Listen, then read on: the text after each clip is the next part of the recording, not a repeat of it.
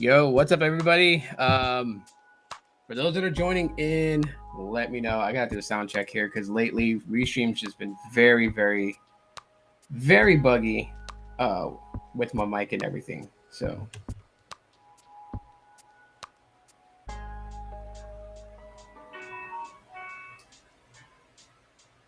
of course, it's got ads on it. What's up? What's going on? As you're coming in, feel free to say hello.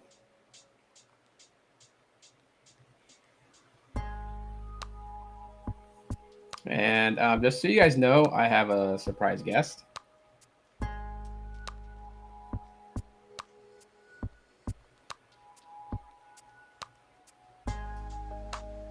Trying to hear if there's actual audio. Someone give me a sound check. Let me know if audio's good. Okay, sounds like it. Okay. I had to do that because earlier on the Scorpion Deathlock podcast, talking about the Royal Rumble and everything, it just went really bad. So the sound was just really horrible. But yeah, as you're coming in, say hello. What's up, Brian? Welcome in. Glenn, what's going on? It took him a whole day. Ouch, man. Audio's okay. Thanks, Brian. Appreciate that. And I am waiting on my special guest that is going to co-host this topic with me. Hang on here. This new layout is just totally weird. What's up, Everything Tech? Welcome in.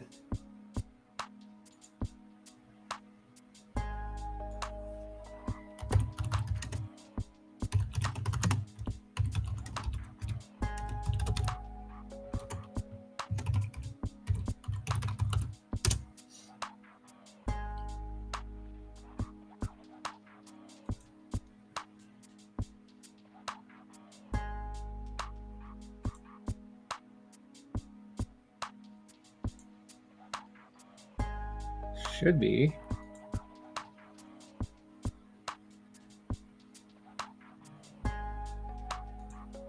Yep. We're going to get into all that here shortly.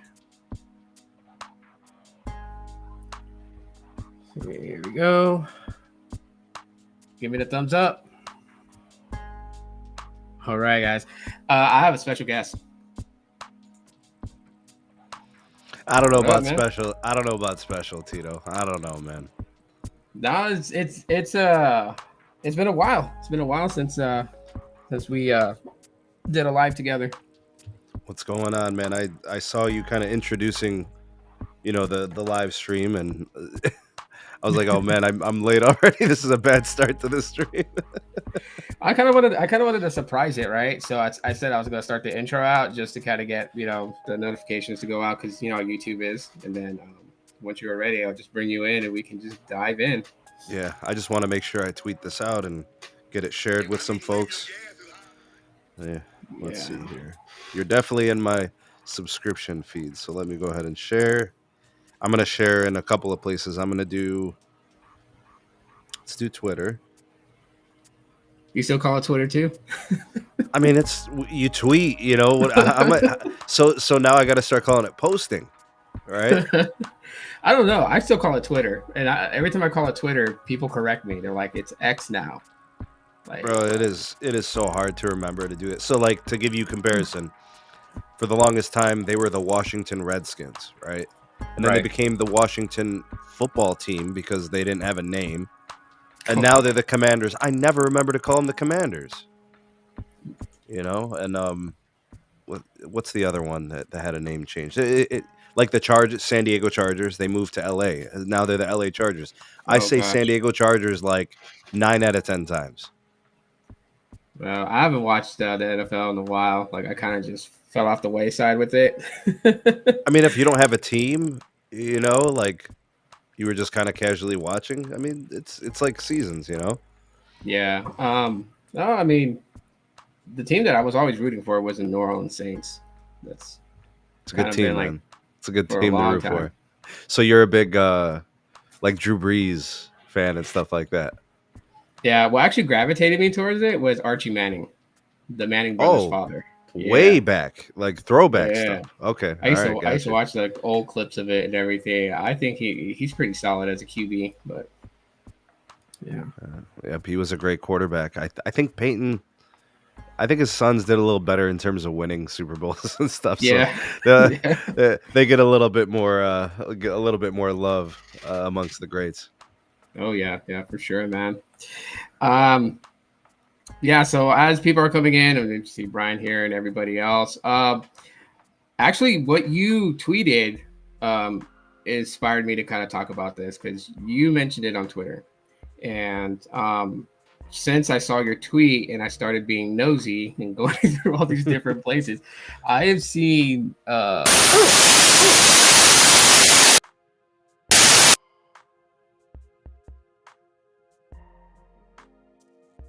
Tito, do you know what that was? Okay. As long as you know what it was. I'm gonna make sure I share this out with my community tab too. I'll do that for now. Keep current selection. Yep, there we go. See if we can get some of the community members to come hang out with us. We out here with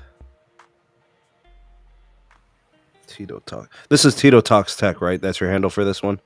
Yep. Okay. Can you hear me? Yes, sir. Okay. This has been happening with my PC and this mic in the last like 2 weeks. It does that. It crashes and this loud just screech goes through. Like it happened. So talk to me about today. the mic. What kind of mic is it? It's the JLab Go mic, just like a little mic like this. I haven't What's the bought another connection? mic. Is it USB? USB or is it XLR? Oh, USB plug and play. It's not XLR. I wonder, man. I wonder what's going on there. That's It never power had this supply problem good and before. everything? Huh? Is it specific when it's connected to this computer? It started. I mean, because I had it connected to this computer before. Never had this problem until 2 weeks ago. I don't know what's happening with it, but I've only noticed it with Restream and haven't noticed it with StreamYard. Ooh. Okay. So I don't know what's happening there. But hopefully it doesn't do it again because that was loud. That blew out my eardrums. Yeah, I was gonna say, man, like at first initially it sounded like maybe it was a cable, but now you're saying it's with a specific program. Yeah. Yeah. But it's time to upgrade a mic anyways. This mic is like 2 years old. It's time to get a new microphone next month. Upgrades. I could offer you some recommendations, man, from the stuff I've been researching. Oh yeah. If you want to send those over to me on chat, dude, so I can check them out. Hopefully this doesn't happen again. Crossing fingers, man. I hate when this happens. Is it it might be covered under warranty? Maybe they send you a new one? Nah, it's been 2 years, so there's no warranty on it anymore that I can use. But I mean, it's time to get a new microphone anyways. Like, bro, companies reach out to me all the time with like different types of gear. Headphones, mics, like I'm sure your inbox has something in it somewhere from some company, bro. Look in there. I have to look. I'm serious, bro. Like I get these random ones, like all types of gear. Somebody wanted me to review a leaf blower. I'm like, okay. I don't have any leaves on my trees, bro. We're in Ohio, dog. Like you're gonna have to wait at least 9 months. Poor Brian here. He's on my ears. I know, dude. Man. I'm so sorry, man. Sorry, man. I guess I have to sound check to know if your speakers are working. I'll definitely do it. But yeah, man, just those recommendations, man, just hit me on chat later and I'll look into those. But like I was saying before, I got rudely interrupted by my freaking PC and everything. I've been watching and reading a lot of people talking about this eSIM issue with the Galaxy S24s. But yours inspired me to want to talk about it because yours was a little bit interesting. Like a lot of people are reporting that they're either having a hard time getting it activated on eSIM and having to go to a physical SIM, or a lot of people are like mine's transferred easily from one device to another. But yours on T-Mobile kind of used, I guess, it started calculating your data usage towards your hotspot usage and not your actual data usage. Like, I think my outcome's the worst, and I'm going to tell you why. Go for The it. reason my outcome is the worst is because I'm at 600 kbps per second.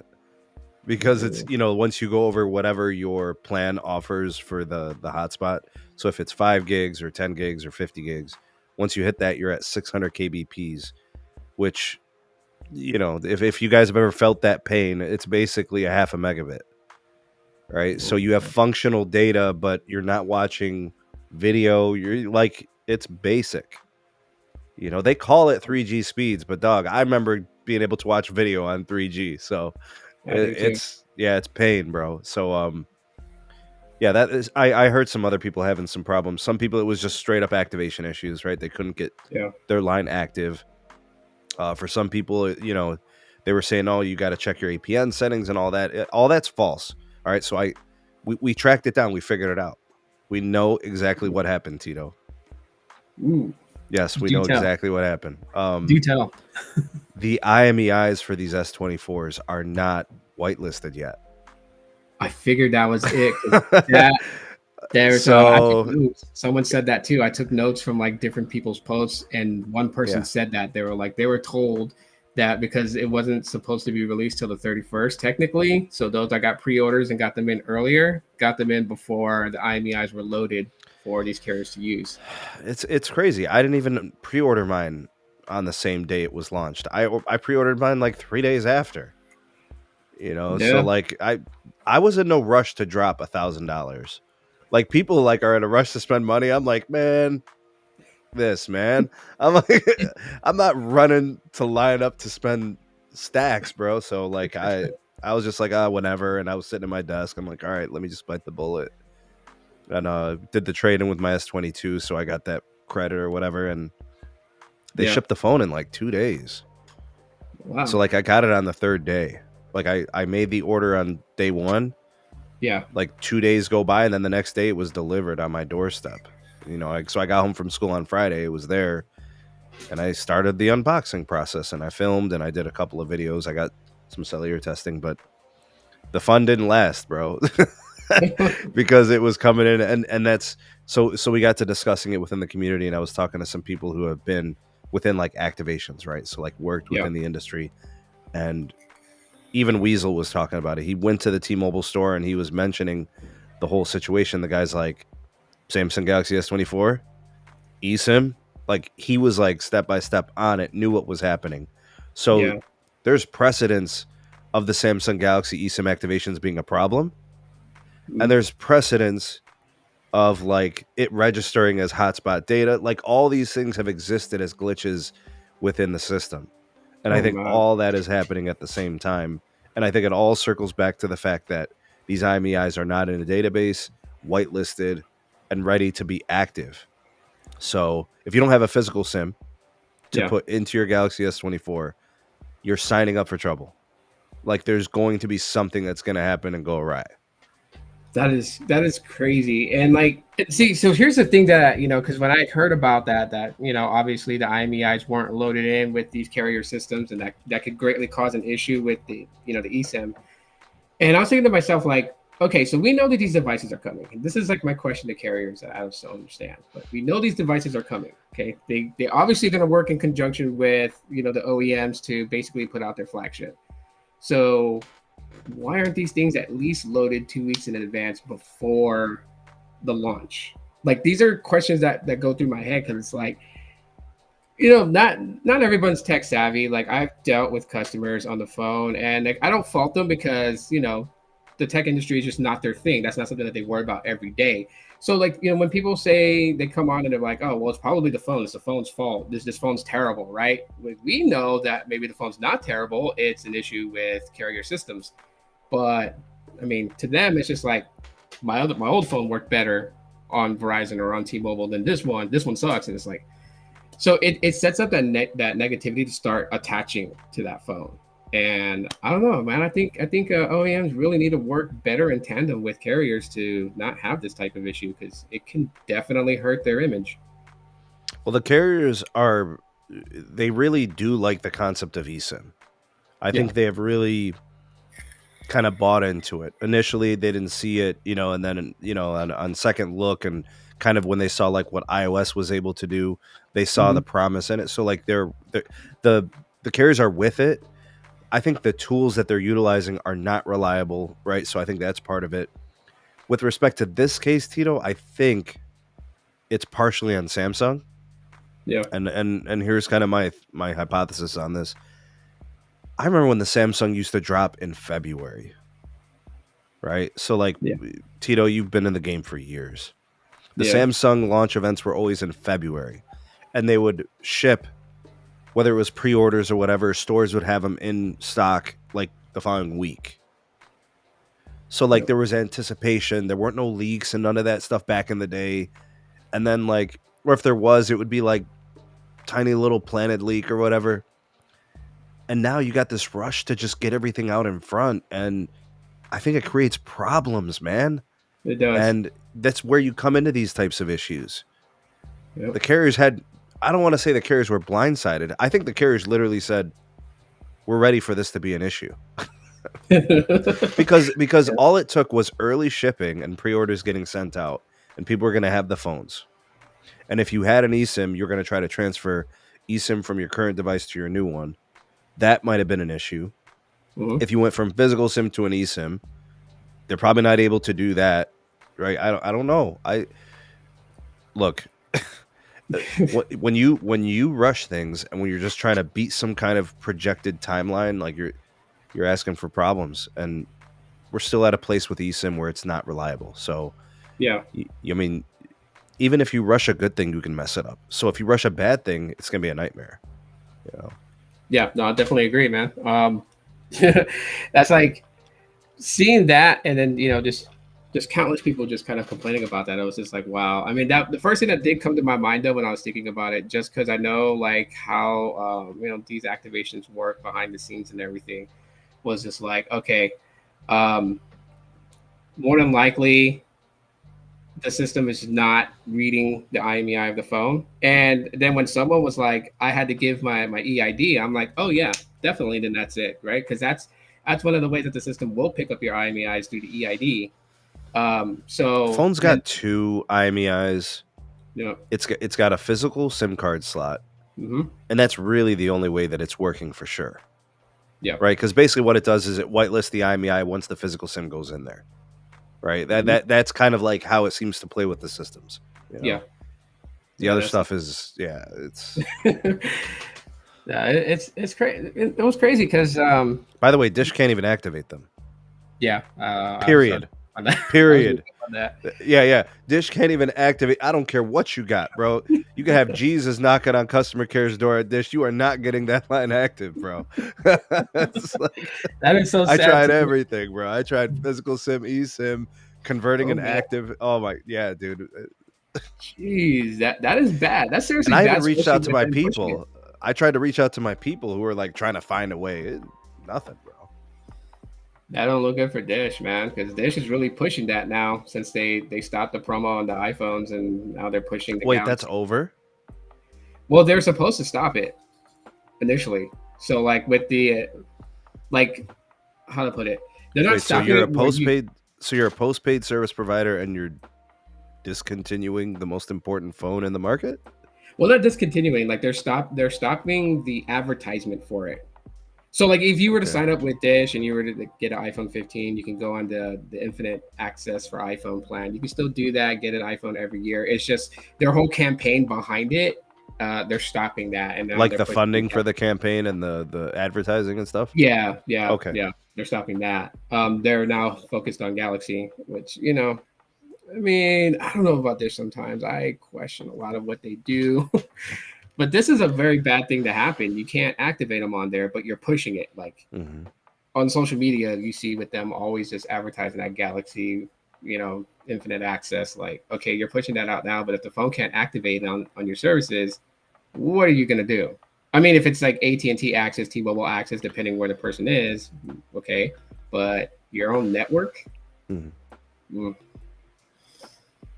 Just add it to the slew of things. That we've seen with Dish, right? Yeah. The mountain of things with Dish. Yeah. My God. Wow. I don't know about that sometimes. I mean, you still to this day can't, change IMEIs, do like a SIM change, and Mm-mm. you got to do like a whole new account. Yeah. Bro, if that day comes where I have to make a whole new account, I'm leaving the company. No, Why would I stay for that? for sure, man. And like even the worst part about it is, oh my god, the worst part about it is, um, if you're a Boost Mobile customer, and say you want to go over to Boost Infinite, and you only have one email address, like you literally have to make a new email address because Infinite will not let you activate using an email address that you've used on Boost Mobile. It like flags it and doesn't allow it. Yep. The only remedy Tito, to go that. ahead and pull up TomTom's most recent comment there, the phone deal. So I just want to speak to that, and I want to say that I agree. It's an incredible deal.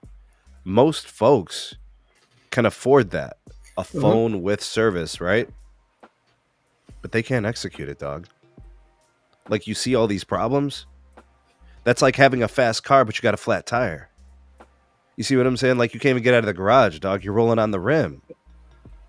Yeah. I got a Ferrari, no engine. I got the body. I got everything else. I got no engine. Good analogy. Because that's pretty much really what it is. It is what it is, It's sad. It's really sad. I mean, like, not trying to turn this into a whole Dish bashing like thing, but I mean, when you really can't talk about Dish without having that negativity there, and it's really not just brand loyalty, because I don't like brand loyalty, but I've been on the inside with Dish. Like, I've said it. I've gotten in trouble for it. I don't work for them now, so they can't do nothing to me about it. I can say what I want. They can't. What the hell are they going to do now? You got in trouble for it? Mm-hmm. Yeah. Jeez, man. Dude, for the time, I don't know if people knew this, because I did it quietly, but for a time when I was working for them, every Boost Mobile, Boost Infinite, every unboxing of their phones from way back in 2014, all those till current, I had to take them down. Like, I had to put them private, take them off the channel.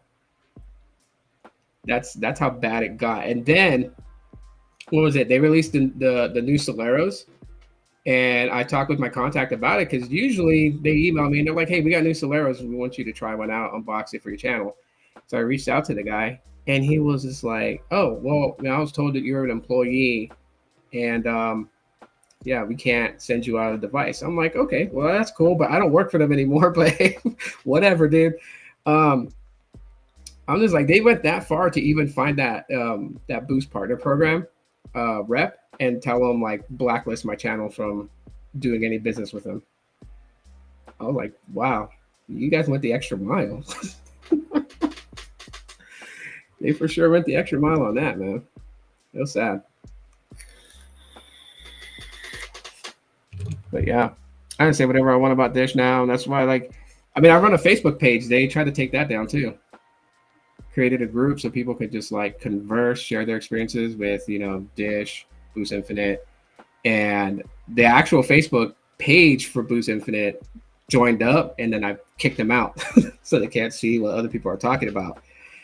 And yeah, in there, they wanted me to take it down. Your audio went. Is it on my end?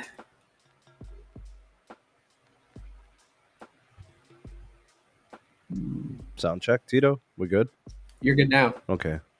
I don't know. I was getting some crackly sound when I was checking the playback, so I wanted to reset my interface. So if you guys could tell me, nobody said anything in the chat this whole time. I've had this crackling sound, so hopefully it's fixed now. I don't know. Well, someone can give us a sound check for Sneed. Do you guys hear any crackling, or do you guys hear crackling on my end?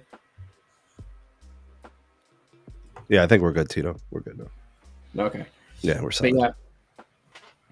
But yeah, man. It's almost like they were trying to sneak their way in and trying to be sneaky on the sly.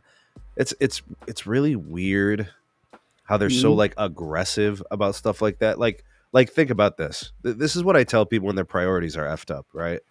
Yeah. You're so aggressive about trying to expose something about someone that's so infinitesimal and so small, so minuscule, but you can't take care of what's going on in your house and all the problems you actually have that are legitimate at your business.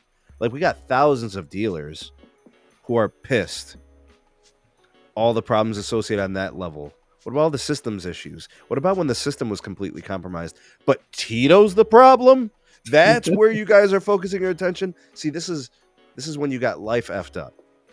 Yeah. This is when your priorities are way out of whack, right? So that's the person, right, who wants to they want to fix their life, right? They want to do a million things, but they still don't know how to tie their shoes. They're still rocking Velcro shoes. You know what I'm saying? Like the basics. They can't even do the basics, bro, but they want to take over the world. Yeah, it was a crazy experience just because like I've never had a company go at me like that. Like when I was working at Consumer Cellular, they were cool about me making videos about Consumer Cellular. They just specifically said like don't wear their logo. Like I had a lanyard with my ID badge on it. They're like, you can't wear that in the video just because you're not technically representing Consumer Cellular. But you're free to talk about our services, plans, stuff like that on your channel. I'm like, cool, okay, great. Mobile X same way. They're like, don't give out leaked information, but you can talk about the services. You can talk about the app. I'm like, cool. Dish is the only one that was just like, take it all down. And so it's the fish rots from the head down. Yep. So the guys at the top, the guys at the top, gals, whatever, whoever they are. That's the culture.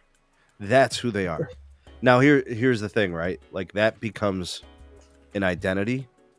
And now people are going to say, I worked for them and here's what they did. They don't care, by the way. They don't care that their culture is toxic. They're living it.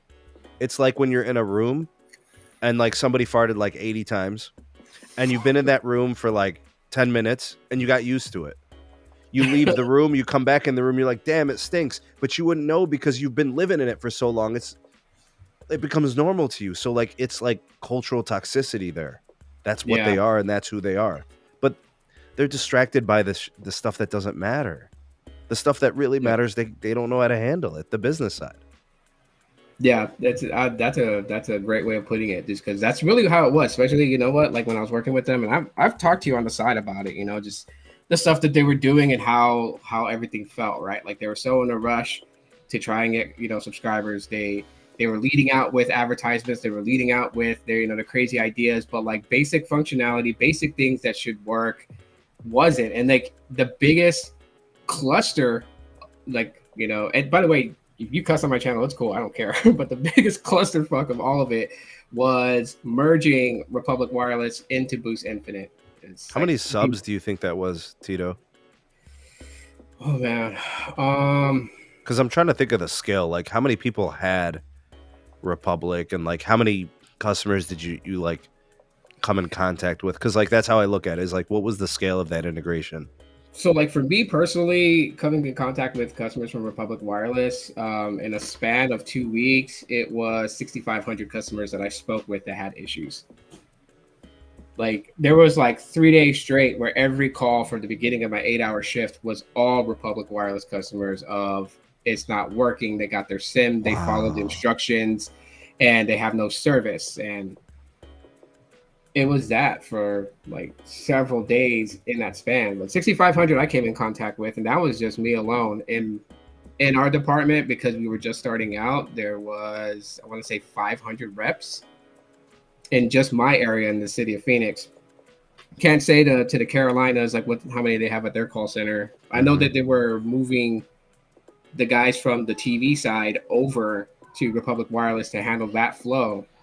At the same time, too, they were also moving those that were doing the, Sling TV. They were moving some of their people over. So they were hiring out, and they were also moving people inside to create this team for Boost Infinite. But it was trash. Wow, man.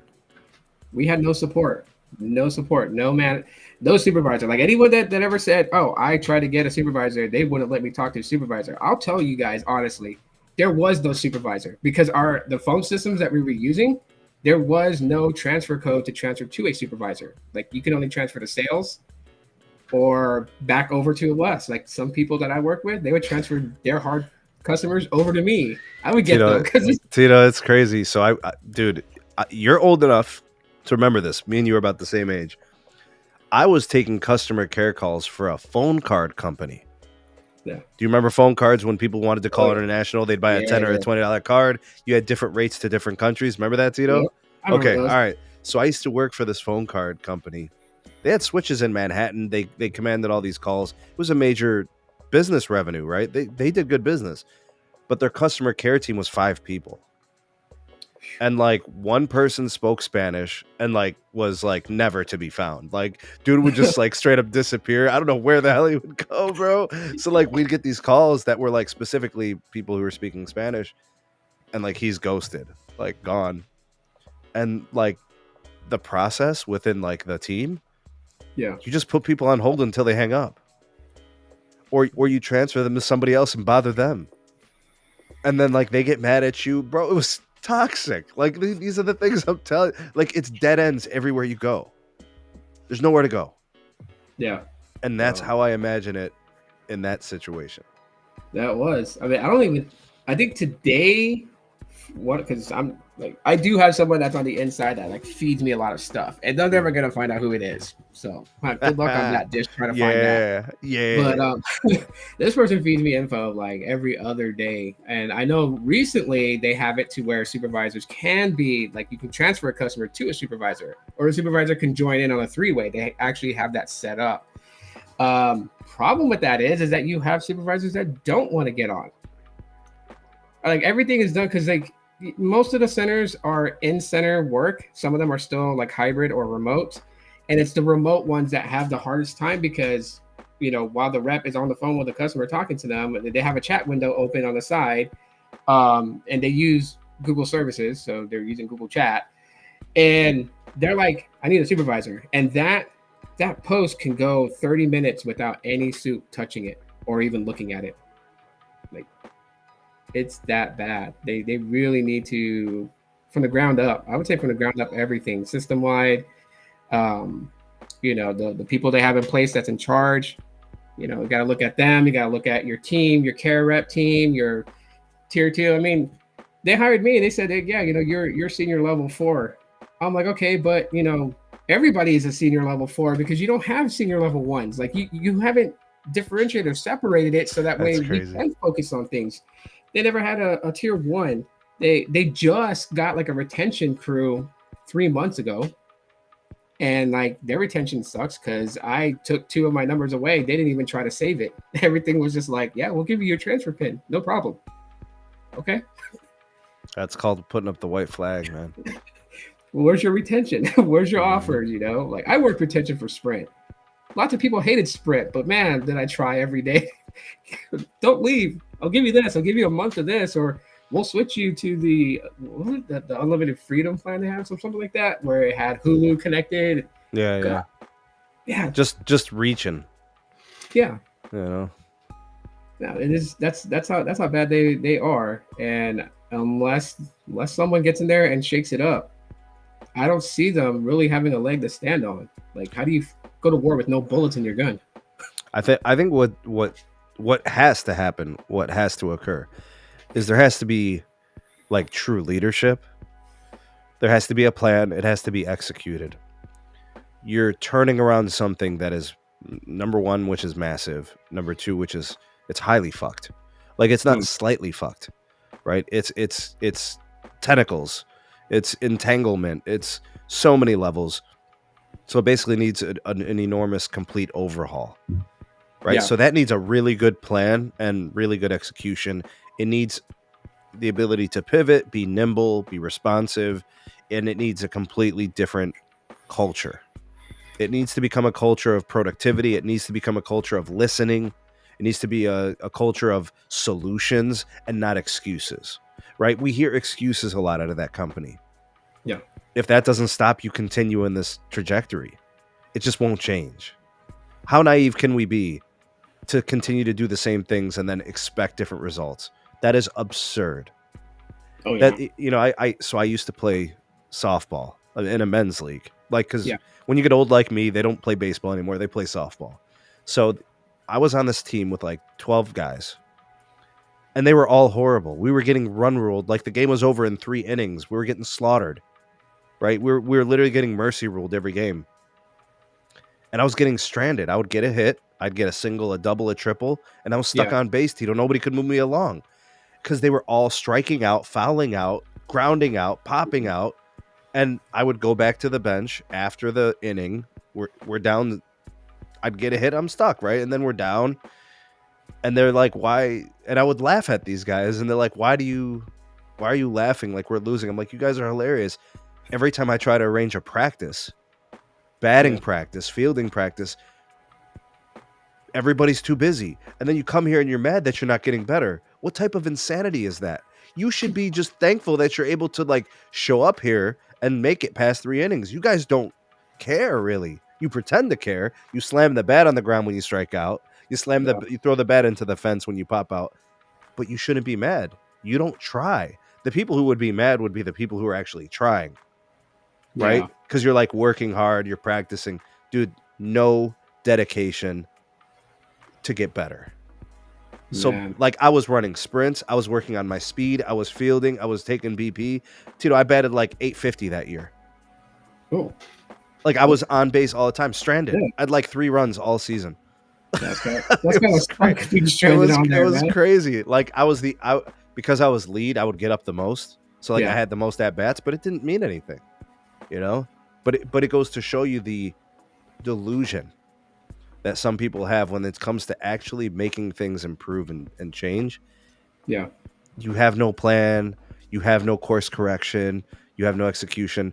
You're stuck in stupid, man. That's Dish. I gotta say, like, and I really don't have anything against them. Like I did mention, I did drop them. My last line is actually set to cancel on the 9th of February because that's the end of my bill cycle. All the other ones that I have are just completely gone away from them. But it's not so much of the fact of like the service, because the service has been decent, especially if I don't know. I just find all the stuff that they do weird because like some of my family members were on the AT&T side, some of them were on the T-Mobile side, and they only got the T-Mobile side because I told them to do it through Amazon, because you do it through Amazon and you're getting a T-Mobile access SIM. We're supposed to have Dish Live here, but like every other line that I've tried to add to get to see if I could try to test it out, because I have the Moto G Stylus 2022, which does support their network. However, I guess it's not one that they will let on it, even though it does have the bands to support it, because only iPhone 15s and up we're going to be able to do it. But like they never even really told me like it was available here, and I'm like, you're talking to someone that used to, one, work with you guys, two, knows your system, three, has an insider, four, follows this very closely. Like, but I don't blame the refs because they're not given proper tools and knowledge. Don't have the tools. Yeah. They don't have it. So they don't have the tools. They don't have the authority. They're not enabled with the power to do anything. Yeah, they're left abandoned. The company's like an onion, right? Layers. You got all these things. Yeah. Totally sad. Totally sad on Dish. So it doesn't surprise me that the Tito, the network's good. It is. They built a good network. It's great. If you could use it, most people are really trying to get on there to use it, but this really hurts the Dish not being able to activate S24 on it, and that's really sad, really sad. But at the same time too, I mean, with all these things going on with the eSIMs, I see people on Verizon talking about the eSIM with the S24, and it's not working for them. They got to get it basically whitelisted and added on. Say the fewest I've seen is AT&T. AT&T customers are having the fewest complaints from what I've seen. Are you seeing anything different?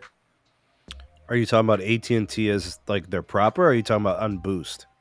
No, that's just on AT&T activating S24s. Are you hearing that they're having issues too? Because I see few of those. Mostly Verizon and T-Mobile. I'm seeing a lot of people talk about. I was able to activate eSIM through AT&T, and I had to get a QR code in order to do it. Yeah, so you scan the QR code with the phone, and then it sets up the eSIM, and it was pretty flawless. So what happens with these unlocked Galaxies is when you activate the SIM, it force reboots the phone so that it can update with the carrier firmware. Yeah. which is different than the iPhone, right? We know how the iPhone goes. It's already built in, and these Yeah. carriers have no say. They ain't touching no system elements on the iOS, right? So, but yeah, that's what it did, and it was flawless. Verizon, we're having a pain in the ass. Like, I'm trying to figure out a way to make it work. I'm probably gonna end up having to go to the store, converting, you know, eSIM to physical SIM, and then putting physical SIM into the phone, and then maybe creating an eSIM. I don't know. I don't. I'm gonna That try. is that is I'm gonna so try. And fun. if it doesn't work, I mean, right now I'm able to get T-Mobile. I got that fixed. So I got T-Mobile eSIM profile. I got an AT&T eSIM profile. Ideally, perfect world, I'm getting the Verizon eSIM on there, and then the Project Genesis. But Yeah, dude, man, oh man.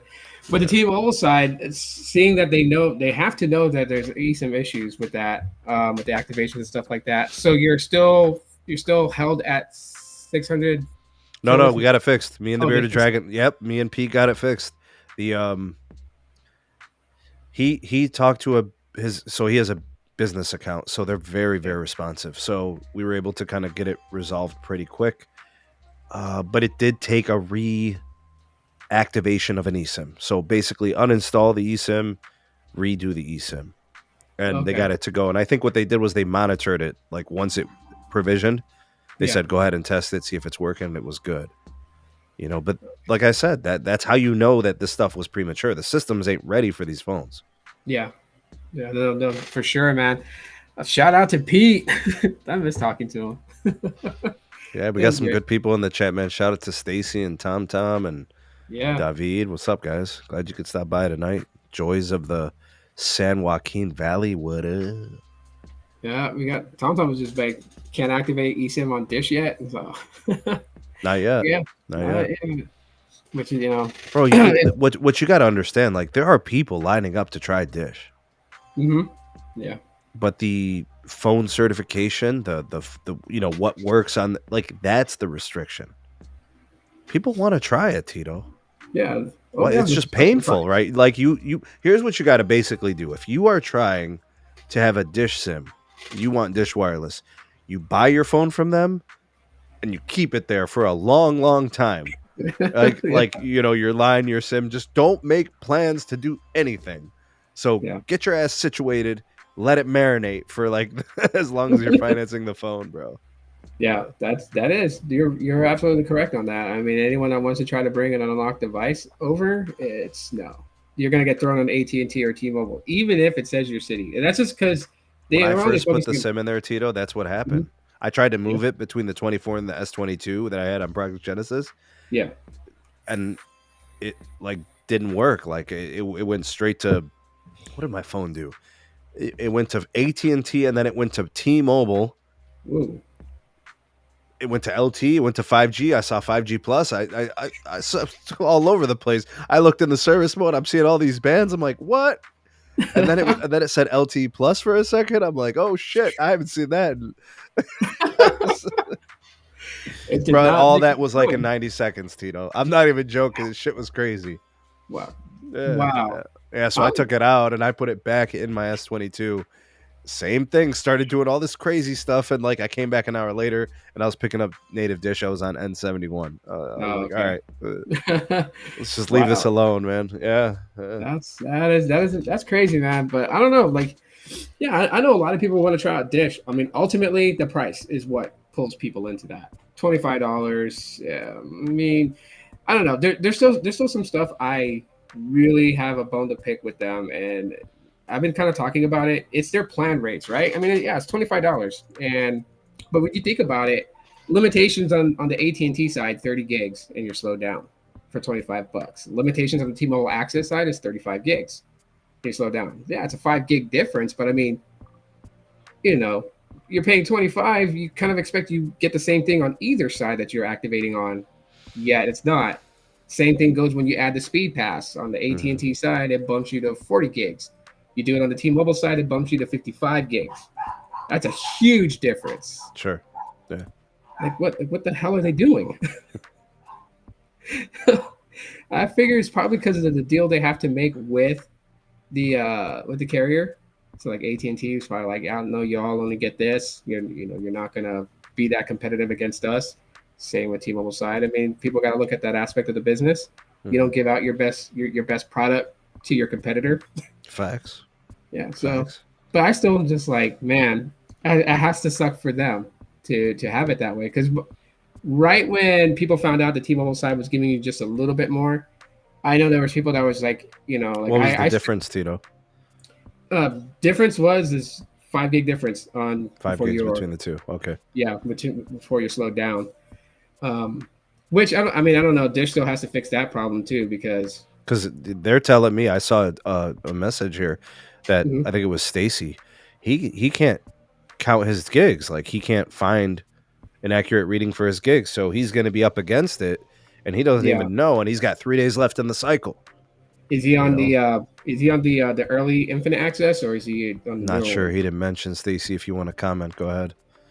Because I know those that are on early infinite access cannot see their data usage, no matter how many times they refresh the app. Like, some were lucky enough to do it, but not every one of them. Because I was one of them that couldn't. I could never see my data usage. So, but their systems also throttled you before. Like 2 days into my bill cycle, I got hit and I was slowed down. And when I contacted chat, they were like, "Oh yeah, you used all your data for the month." I was like, "In 2 days? In 2 days? You serious?" And mind you, I had Mobile X, I had Visible, I had US Mobile, and other phones that I was just constantly shifting between. There's no way I used over 30 gigs. Guys, like, said, I have the old speed pass on the AT&T side.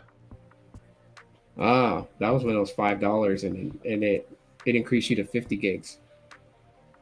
They don't know what they're doing. I'm being honest. Dish does not know what they're doing. I think someone told me that they're paying $10 and getting 20 gigs extra for speed pass. Some are still on the $10, not $10, but 10 gigs for $10, and some are on $5 for 20 gigs. I'm just like, they don't know what they're doing, and this is why a lot of customers on Dish call in and get pissed off. So here's what I want to say about, like, problems at this company, or any company for that matter. You could have 100 problems. Most companies have 100 problems. Yeah. You need to develop a solution for each one. If you could develop a solution each day for one thing, your problems are solved in 3 months. Just think about that. And each day it got better. So you were a better version of the company each day. Yeah. How could we sit there stuck in all these same basic problems, functionality issues, right? Like day-to-day business operations. We're still seeing the same issues, Tito, from months ago. Yeah. I think that's concerning, right? Yeah, that's the biggest problem of it all. It's like you have all these issues. You have, countless people like on social media that go to their actual social media pages and say these problems. You have different content creators on YouTube bring up these problems. So it's they have no excuse to say that they don't really know or don't really know about it. When you have a giant sign blaring right at you in the face, you got a problem. Your systems is not working. I'll blow the door off of it. They use a lot of Amazon services. So those things governing how they're able to handle customers' accounts is just not working. They need to go back and fix that. They really do. The app needs a major overhaul as far as providing accurate information. Because even then, if you could see your data usage, I'll tell anyone this: it's not accurate, not even close. You can say that more or less, Tito. Huh? More or less? Is the customer getting more or less? Less. All right. So my dad's got a bakery, right? Yeah. And we make mistakes. And I always tell my employees, it is imperative that you don't make a mistake that gives the customer less. I would prefer you made a mistake where the customer gets that one extra, because they will look at that as oh, look at my luck. Good for me. Yeah. Right? Yeah. But if I'm short one, they call me a thief. Mm-hmm. You see what I'm saying? That's the two different outcomes out of those things. That's the worst thing that could possibly happen, is now the customer says they're deceiving me and they're stealing, they're thieves. Yep, that's exactly what it is. Like, you can look in your Boost Infinite app, and it'll read out that you've used maybe like 6.7 gigs. System wide, it'll probably say that you use 13. So when you think you're in a safe zone area, like, oh yeah, I'm only 6 gigs, I'm good. And then all of a sudden, before your bill cycle's over, your month is over, and you're throttled. And you can argue till you're blue in the face that, hey, my app says I use 9 gigs total. On their system end, it says you maxed out your 30 gigs and you maxed out your speed pass, which is funny because some people don't even touch their speed pass yet it gets maxed out too. Like they are paying 25, they're supposed to get 30 naturally. They paid an additional 10, they're supposed to get more. You're cutting them off halfway through their bill cycle, and then there's nothing that they can do to fix that. Like if they can tell it's a system error, there's nothing in play. Tier 2 can't handle it. Nothing that could reset that to allow you to regain your full speeds. That is terrible. I hated having to tell customers we have no way of resetting your data. We have no way of refreshing it and trying. It's another dead end, Tito. It's another dead end. It's something you can't solve. It's something that you can't fix, and the customers, it's hands in the air. It's that emoji, that thing. It's like, what am I supposed to do? Yeah, it was such a dead end that literally that call I had with one customer that was arguing with me about it, and there's nothing I could do about it. We literally stayed on that call for 4.5 hours. I was like, hey, if you're gonna stay on the call with me yelling at me, I'll sit here and get paid for the next 4.5 hours. Go ahead. But it's unproductive, It is. There were more customers waiting to be helped that I could have helped. Right. But I can't hang up on him, and he don't want to leave. That's crazy. It's the funniest thing ever. But I'm just like, wow, Dish, fix your stuff. Simple, just fix it. If not, I'm sorry. Maybe some people might think it's unpopular, but I feel like if you can't fix it, sell it. Sell it to someone that has the want to actually want to make this thing better. Because I don't see it under. Honestly, I don't see it under Dish getting any better. I don't.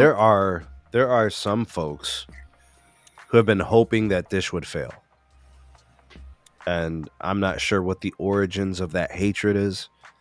Some people I think got screwed by Dish with TV or satellite dishes, or like it's some old beef that they've got with the company. Some people worked for Dish back in the day and got riffed or whatever, so they got negative sentiment towards them. I don't think we have negative sentiment towards Dish. Yeah. I just can't sit there and make excuses. Yeah. Like, I can't do that because where I'm from, businesses are held accountable. Where I'm from, my job, right, everybody's held accountable for what they can do. So businesses are no exception. And like I understand the whole concept of like new company and they've got to iron out all these things, but like I can't say today, honestly, from the outside looking in, and I don't know what it's like inside for sure, but 1 year ago today, like it's not, there's no way you could say it's better than a year ago. I don't, how? What's better from a year ago? What's better from 2 years ago? We could say, okay, well, now they have an iPhone deal. Now they have a Galaxy deal, right? So they've got like better phone selections, possibly. The network is a little bit bigger, right? Mm-hmm. But the systems, the activation portal, the SIM cards, the customer care, the way things are happening with the dealers with Boost Mobile, those things have not gotten better at all on any level. Bro, we had all the, I had some internal info on the new plans that they were developing for Boost Mobile. Mm-hmm. They postponed them after realizing the pushback, and then they canceled them. Because I think they finally understood, like, this wasn't going to work, but because people were telling them, like, you're crazy. Like, it's already not the most aggressive. Right. Like, when it comes to promotionally, like, when you look at the rest of the unlimited market for like, say, Cricket, Metro, like, those companies are the go-to now. Like, Boost isn't there anymore. They're not in the conversation for that unlimited data plan. Yeah. No, so this is important, right? So let's take a look at this. Tom, have you seen the carousel? Have you seen the revolving door of executives coming and going at Dish? Mm-hmm. I'm watching it. I see it. Yeah. It's there in plain view. I mean, there's always that announcement of somebody new taking over on one sector or another.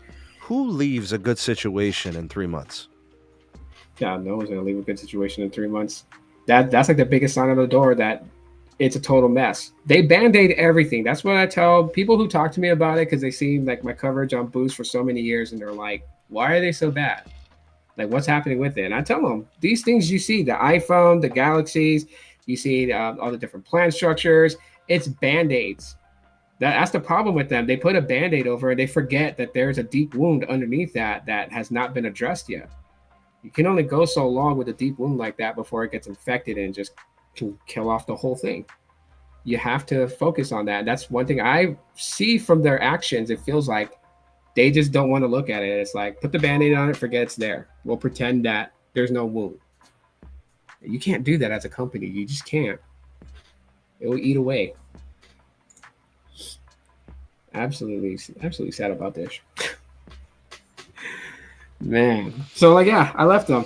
I'm on Visible right now, and I still have Mobile X. It's funny, that line is still on, so I'm just gonna keep it. I just figured I'd just do that. Visible has actually gotten pretty. Verizon as a total has gotten so much better in my city. That's the crazy part. Like, there are areas where they just completely obliterate T-Mobile, which T-Mobile used to be like the strongest here. Right. It's not. It seems like Verizon's bouncing back from that, man. And at least for me being a consumer, that's what I'm noticing. And then I see your videos talking about Verizon lately. Yeah, they're cooking with gas. That's a company that is ultra focused on just building a really good network, and Yep. they'll just let all the chips fall where they may. They'll try to be promotionally active, when they get their spots. And I know a lot of people wish they were cheaper and those things, but they're spending a lot of money on the network. It's one of those things, like, you've got to, like, here's what I learned in business. The best business transaction is when the customer gets something good and the business makes money on that customer's satisfaction, right? So Yeah. business is willing to sell something for this much, customer is willing to pay for something for this much. They're both agreeing on the price and they both get what they want. That's a perfect business transaction. Now, when a customer doesn't get what they want or what they thought they were signing up for, that disconnection creates the rift, right? So, like, that creates churn, that creates unhappiness, that creates disdain, or whatever the case may be. They poured out churn, whatever. And I think now what you're seeing, like with Verizon kind of upgrading that network, is anybody who thought Verizon was expensive and the network wasn't that great or their experience wasn't good, now they could probably come back and say, well, actually, wow, look, they've done a lot or something like that. They might go back to them, And some people are reporting T-Mobile's network degrading. Right? They're saying it's congested, or I'm finding more and more areas where it's slow or unreliable.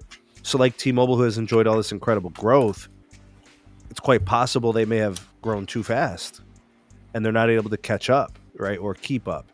And that's where I think those opportunities are there for other competitors. And I tell people, explore. You don't owe these guys anything.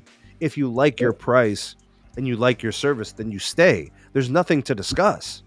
Mm-hmm. But if the opportunity comes up and you're like, okay, I'm not getting what I'm paying for, this is too expensive for what I'm getting, or this just isn't good anymore. Yes, you shop. It is your due diligence as a customer. You speak with your ducats. Where you put your money is what you're saying.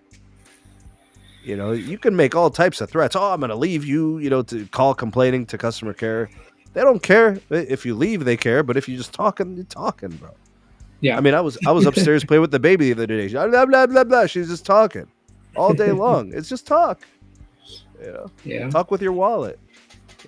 Yeah, no, I see that because, like, big update that I was going to share with you and Carlos was because I know Carlos was like, he was so heavy on it. He was like, dude, get Verizon Home Internet. Just get Verizon Home Internet. I'm like, it's not available in my area. It actually is available in my area today. I'm actually going to make the jump on two reasons. Because one... Which service, Tito? Which one? The Verizon Home Internet. I'm going to switch over to that because I've been using the T-Mobile Home Internet. I can tell that, they may have grown too fast because that whole little thing that they snuck in there last week, the 1.2 gigs, I got notified of that. So I'm like not 1.2 gigs, 1.2 terabytes, and like I mean, I look at my usage in a month. I use maybe like 900 gigs, but that's just because like my kids and my son, they love to game online, and like they game in the highest resolution. So that's just so much data being eaten. And I'm like, okay, well, I can see that T-Mobile's getting congested. Speeds have kind of like they've maintained to do that 500 megabits per second, but the latency is where I'm seeing it used to be like 8 or 10 milliseconds in a ping. Now it's at 34, 32. Oh wow! Slowly climbing. Yeah, it's climbing up. So it's not bad, but like that's what 4x, right? Yeah. So that means you're pinging to the tower is taking 4 times as long. Yeah, exactly. And Verizon, on the other hand, I've seen their ping drop. So like on visible, I can see like 9 milliseconds, 10. Wow. It's improved greatly from where it used to be 86.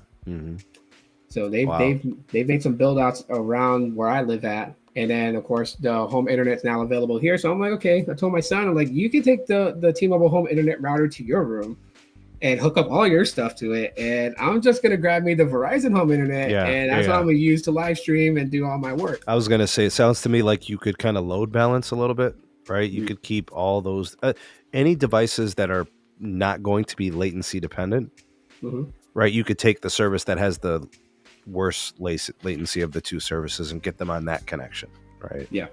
Or if it's specific connections where you need uplink. Like your live streaming should be on the most stable. So like lowest latency, lowest jitter, and best uplink, most stable uplink. Yeah. Right. So if that ends up being Verizon, I say you connect hardwired, to Verizon. Yeah. Yeah, because I'm hardwired connected to my router for T-Mobile, but yeah, I'm gonna go get the Verizon home internet. Plus, too, like Visible has that. I can get $10 off. So I'm like, yeah, that's good. What's the cost right now, Tito, for the Verizon home internet? I think it's six. The one I'm gonna go for, the plan is 65. I believe. That's with the auto pay. I think it's the auto pay 65, which I'm gonna have auto pay set up. Okay, so 65 with auto pay, and then you're gonna get a $10 discount for being a Visible Plus customer. Yep. So you'll be at 55. At 55, pretty much what I'm paying for T-Mobile Home. Yeah. And the other thing to that is cable's average price is $80 a month. Yeah. Big cable. So Comcast, Charter, Spectrum, whatever, Xfinity. The average cost is $80.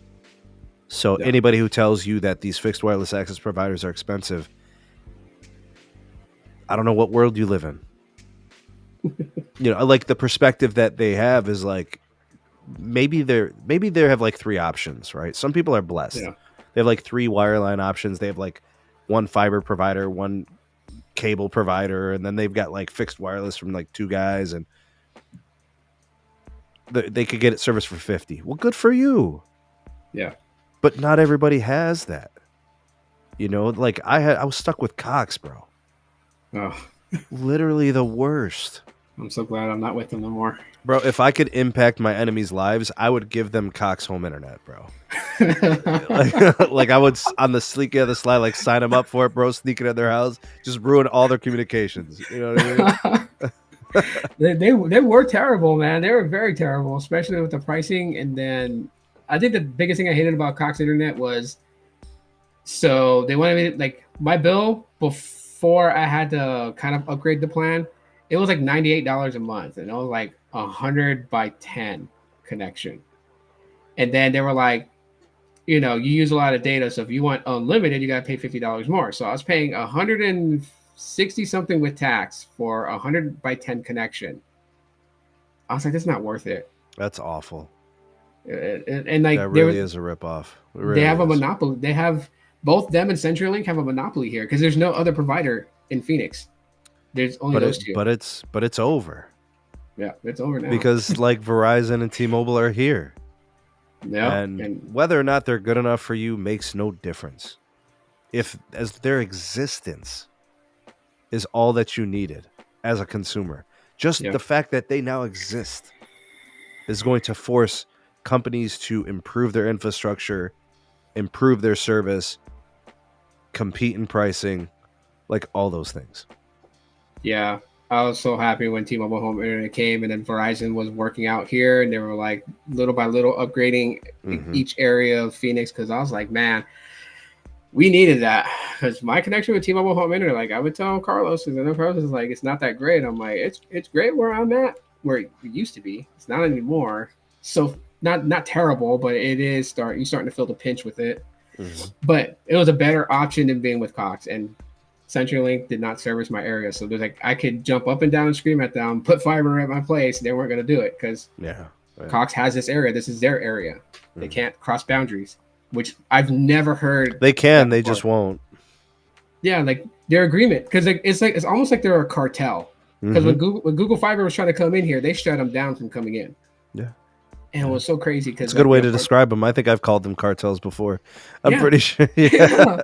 There is just like it. Like I got a pamphlet in the mail from Google Fiber, and they're coming to Phoenix. They're gonna build out. I'm like, great. The apartment that I used to live in actually had Google Fiber set up already built into it because it's new apartments. So they had connections already ready for them. And then all of a sudden, I was like, what happened to Google Fiber? And I go on there, I look, the city of Phoenix, and it's like, oh yeah, CenturyLink and Cox complained, they blocked it, they're not coming. So I'm just like, why? Yeah, sounds par for the course with these types of companies. It's almost like they have I don't know, like a silent agreement. Like they just look at each other and they're just like, oh, it's like, and then they just that's what they do. Dude, I would love, for the fact that Google actually wanted to, if they started tapping into fixed wireless access through Google Fi. So I haven't heard of the fixed wireless to the premise, like so like you would have equipment set up to receive their fixed wireless signal. Yeah. But I've heard of them do it for infrastructure. So like microwave technology connections from building to building. Oh, okay. Right. So like, so it's almost kind of like sort of like backhaul fed. Yeah. We've seen that. So that's interesting that they've done that. I forget, maybe like 10 markets have it. But like even when I make content about those topics, like very few people like comment about it, like having it. So it's limited reach and people aren't really aware of it. And it's the type of thing where it has to scale, and we haven't really seen it yet. But it would be cool if Google actually tried to do that here in Phoenix, man, because then they can tap in. They definitely can tap in. Even if fiber can't be out here, they can tap in if they wanted to. I just don't think they care to. They're just like, screw it. They're not going to waste their time with Phoenix. What's really encouraging is the concept of wholesale fiber. So like companies building fiber and then other companies leasing it. So getting access to the fiber strands and selling their brand over that wholesaled fiber. Yeah. So basically MVNO fiber. Yeah. Right? No, that'd be pretty cool. Yeah. I see that working. It's just, again, you got companies that got to play nice with each other. Sometimes they just don't want to. They just want to monopolize over it. The other version of this is if you build fiber and you don't get, people taking to it, now you're just sitting there on dead money.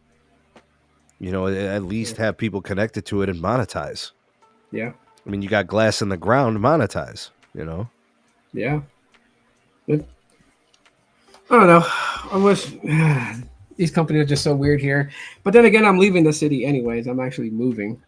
Hopefully the place you go to, you got a better connectivity situation. No, they have to build out there. It's rural. So like now I'm going to have insight on rural area because like the town that I'm moving to is small. Like I have to get my kids out of this city. This city has gone so bad. I would never recommend anyone to move to Phoenix, not unless you want to deal with a lot of crap. But yeah, small town I'm moving to. I hear that a lot about some, handful of cities across the country that are just not what they used to be. They're just different. Not. It's terrible here, and school systems here have gotten so bad too. It's just like I want my kids to have a fighting chance to survive, because I tell them all the time too. My daughter can't handle it though. Like I always tell them like one day I'm not going to be here, but I want you guys set up to where when it's my time to go, I'm going to go feeling okay, because I'm not going to worry about you guys. You guys are going to be okay, but that's them having to have that fighting chance to to get the best out of what they can get education wise. because I'm very big. I'm a stickler with education. Like I always tell my kids, like don't focus on so much of the stuff that don't matter. You know, the people in school, the trends and stuff like that. Focus on getting that knowledge. You may not see a reason to have it right now, but you're definitely gonna see the reason when you're older. When you're much older, you're in the world and you're having to do things on your own. You need to go. You need to have that in your head. You don't have it, it's gonna be a struggle because that was my biggest mistake growing up. Yeah, you need tools. You need the ability to be competitive, right? You need a skill set, something that's going to help you earn. I look at skills like in a toolbox. It's just tools, right? Yeah. Those are the things you want them to have, right? Yeah. To be malleable, to be adjustable, to be able to evolve, and change quickly and make adjustments, to be resilient, to also like to be focused, to know what's important and have goodness, like all those great things, and then if you don't have that upbringing where all those things are valued highly, you miss on those things, Yeah. So being in a smaller town, I'll be able, because I know where my dad lives at, because that is the town where I'm going to. I know that Verizon 5G is not there. It's still on LTE over there. Yeah, but that's going to be a project that's going to be ongoing for the rest of the year. You know, it's going to happen. Yeah, we got disclosures from Verizon. It was literally the words of, I think it was the CTO, Chief Technical Officer. He said every cell site's getting C-band. So I thought to myself, well, that's like 80,000 cell sites in the country. Yeah, it's just going to take those extended areas through the rest of the year. Oh, that's going to be beautiful to have that there. So T-Mobile and AT&T is out there. I was wondering, but see, the funny thing though, and I was laughing about it because my oldest son, he's now 18, doing his thing. So proud of him. But yeah, he was talking to me about it because he's seen that my visible line was like LTE, and he has he pays for Metro, so he had like 5G access, and he was seeing my speeds because I was doing a speed test for the hell of it, and it was LTE out there, really good. And I told him, like, LTE on Metro was really good. No, on visible. Ah, okay. It was actually really good, and I was telling him, like, from my experience, and I'm coming just from a consumer standpoint. Every carrier that I've used, the ones that utilize Verizon's network seems to be the ones that have more stability in everything I do. If I live stream to Facebook, if I live stream to Instagram, if I play Pokemon Go, if I play, Yu-Gi-Oh, I play all kinds of games on my phone, and it just seems to be the one that never really gives me problems. And then even being on LTE, it didn't give me any problems at all compared to, Boost Infinite T-Mobile Access, where there was times where things would get hung up and stuck, like uploading a photo of my family to Instagram took a while.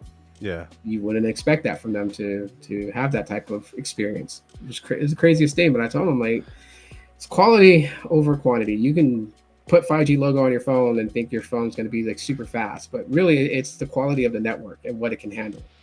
So what's going on there when it comes to like Verizon specifically. I'll speak to it. Verizon owns and operates like all parts of its network. Yeah. Like if I had to describe it, like they have their hands on everything that goes on in their network. They control it from end to end. That's how I would describe the Verizon network. And if I was to compare a carrier, say like T-Mobile, it's very different. They control and own the least of their network. I mean, there's some places where they lease their spectrum licenses. There's some places where, they don't have access to high-grade fiber capacity circuits, so their network can't get faster. Like, even if they upgrade the tower and put all the newest antennas and radios, it can't get any faster. Like, there's nothing that they could do until that fiber gets there, right? Yeah. So, like, Verizon builds fiber. AT&T builds fiber, right? So we're talking about situations where, like, for a lot of people that live in the top 100 metros, right? Yeah. You can have whoever you want. Whoever gives you the best deal, right? But, like, there's something to be said about a team that is in tune with the network all day connected to it. Like, that's the Verizon network. And then, like, you get this loud minority of people who say, like, it's an old network, and it doesn't work and it's slow. They're talking about some areas. But like, how could 144 million people be wrong about their usage? Like, you get what I'm saying? Like, you're saying things that don't make sense. Like, if it was so bad, if I go to a place and the food's bad, why would I stay every month for 20 years? Who does that? I don't know if it's going to be doing that. And I say the same thing about T-Mobile. Like, why are customers going and staying? Because it's gotten better. Because it's competitive now. It's good. Like, that's true too. Mm-hmm. You know, there was a time where their network was bad, Tito. Oh, yeah. It was absent. It was incomplete. It was unreliable. Like, a lot of that has changed. You know, but I think just, you know, I don't know. People have brand loyalty. People have brand affinity. People lack objectivity. They're irrational. I mean, look at the comments in your videos, right? And it doesn't matter which one. Just pick one. 8 out of 10 comments are objective on some level. Yeah. Normal. Like regular English words, right? Yep.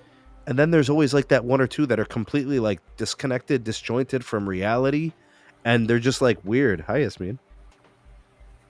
She came to crash your live stream, Tito.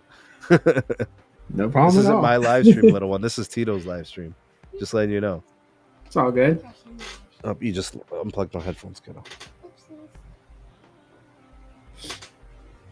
Yep. Here, you want to sit? Here. She just wants to be all up on the camera. She got her Baby Yoda shirt on. Oh, your green shirt is messing up my green screen. Look, it's going through. Yeah. The Chocolate Touch. That's a good book, Tito. I remember reading that book. The Chocolate Touch. Oh man, that's one that I've never read actually. Oh, this was like, I don't know if I was in 2nd or 3rd grade, but my little one's reading it now. She's in 2nd grade. I love it. Yeah. Awesome. Yeah. Now I'm interested in looking at that book because Tito, how old's your youngest? My youngest is 8. Ah, so yeah, Yasmin's 7. She's turning 8 soon. I'm 8 now. You're not 8 yet. Stop lying. My son does that too. He says he's 9. I'm like, dude, you got to. Guys are they're in a rush to just get older, man. Oh yeah. You know, Yasmin, stop. Oh man. Yeah, but no, I know what you mean about those comments. I see them. I see the ones you post on Twitter too. They're funny. They are so funny. They're like, I read them and I'm just like, where's this person's head at? yeah. And I'm telling you, but like 8 out of 10 are good and they're solid. They ask a question or they make a comment. There's objectivity. There's sense. And then you see like the other 1 or 2, they're angry about something or it doesn't make any sense. Or it's a personal attack because they don't know how to internalize their emotions. Like it's crazy. And I've learned to overlook a lot of those, and I don't pay them any attention because, like, literally, you can't, dude. It's the public. Anybody can type anything, Tito. You know, right? Yeah, they say what they want. So I get some of those, and I just go past them because it's like it's not even worth entertaining it. You know, they just have to. They have to solve it themselves. Which camera am I looking Not everything is always going to go in the favor of a person's thoughts, opinions, right? The camera's here. The camera's there. It's adorable, man. Well, you got some of these, Tito. You've seen these phases. Oh yeah. You've done this 17 times, bro. How many kids you got? I have 5 total. 5. See, he's got a lot of kiddos. You got balance. You got the like three boys, 2 girls. Yeah, 3 boys, 2 girls. Girls are It's better. tougher nowadays because my oldest daughter, she's 13. She's gonna be 14 this year. She's already in that phase. Mom will be holding it down, dog. Mom will be holding it down. Yeah. Girls are the best. I got 2 girls, Tito. I got 2 girls. 1 baby, 1 big baby. That was my destiny, bro, to be a girl dad, I guess. Yeah. Yeah. But I mean, they told me, soften up, Sneed. You got daughters now. Soften up. Yeah, I bet the coyote would wish you would soften up. Save the coyote, man. That's right, bro. Hashtag help the bear, save the bear. You have the Pixel 8 Pro? You're not. I I was have gonna the ask you 7 that today. Pro. I have the 7 Pro. My They didn't dad. send out the 8 Pro? My dad. No, thinks- man. By the way, I have no clue what happened with Team Pixel. So I It went was silent. apparently I was Team Pixel, and then all of a sudden I stopped getting communications from Team Pixel. Like Yeah. I wasn't getting any emails or anything, and I even reached out to the person who recruited me and added me to Team Pixel. Yeah. No response. That is so crazy how they do Yes. that. So I don't know. I just assume I'm not there anymore. So, um, I had to choose. I Yeah. had to choose what I was gonna buy. So like, Yeah. was I gonna buy? I didn't even buy a new iPhone yet. I still have my 14 Pro Max. I still have my 7 Pro for the Pixel. So I'm just baby steps. I can only do so much, Tito. There's like Yeah. buying all these phones and stuff, dude. Like the channel isn't even what it used to be. You know what I'm saying? Like YouTube's not what it used to be. The No. the algorithm is feeding people what they think they want to see, and the growth just isn't there, right? And Yeah. the CPMS and all that stuff. We can get into the technicals and all that, but like that's the bottom line. It's just not what it used to be. And I work hard to make good content, Yeah. and I feel like my content has stepped up every single year, Hmm. but it doesn't show in the growth. The growth is there, but it's slow. Yeah. And with respect to monetization and financially, I have to stay within my lane. I can't go outside of it just to be on, the cutting edge and have all these devices. No way. It's what the channel can handle, it does, and that's it. Yeah. What's up, Bubba? Can I tell them something? Yeah, you want to tell Uncle Tito something? Go ahead. That's the camera right there. My dad thinks he's this. Oh, Hulk! Look how the green thing does that. Your dad is a Hulk. You won't like me when I'm mad.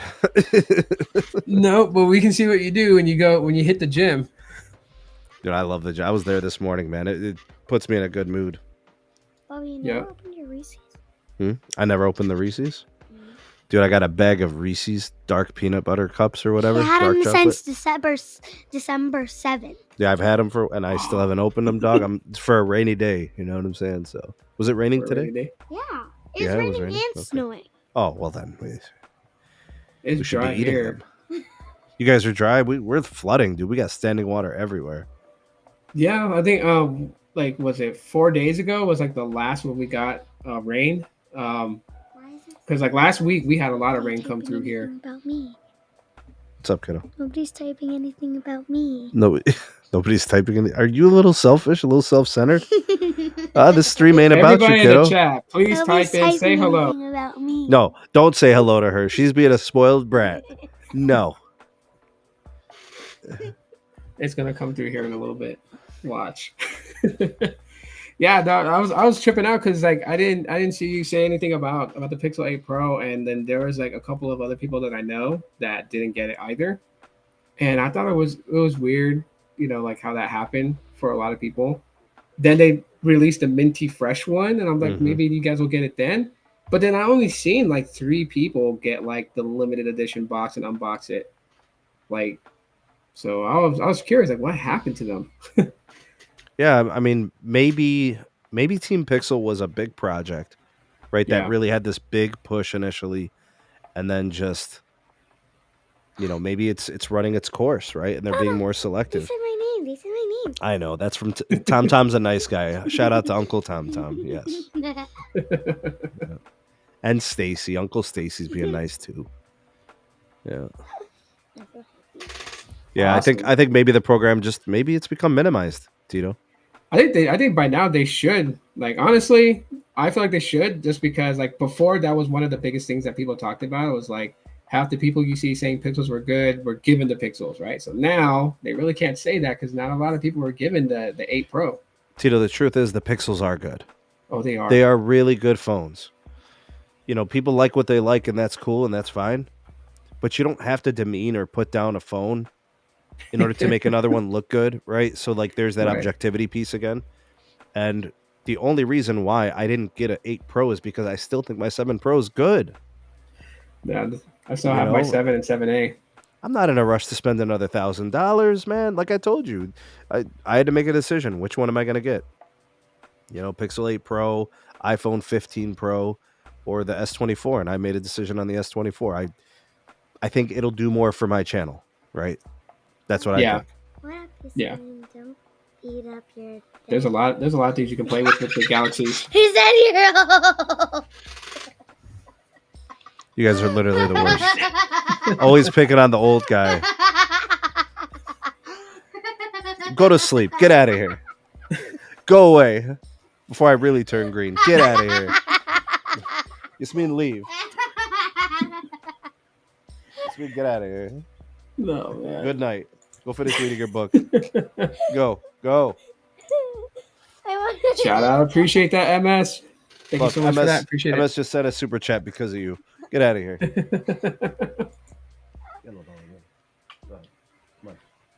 Yeah, S24 will definitely, especially for a content creator. This is one thing that I've noticed when it comes to One UI and like the stuff that Samsung puts in their devices. Like you really can get very creative with it. Like I had one guy got so mad just because I was bored one day and I made an intro with the AR characters you can create, and then they were like they hated the intro, and I'm like, well, that's good, but I was just having fun with it because you can get very creative with it. You'll never please everybody, man.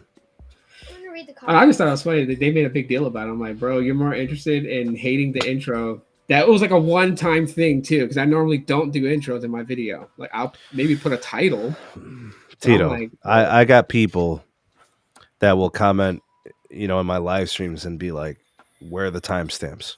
Like the live stream literally just happened like 5 minutes ago. It just ended. And they're like, where are the timestamps? And I'm just like, I'm going to sleep. I'm going to wake up and go to work, and I'm going to go do my job, and I'm not going to do your timestamps, moron.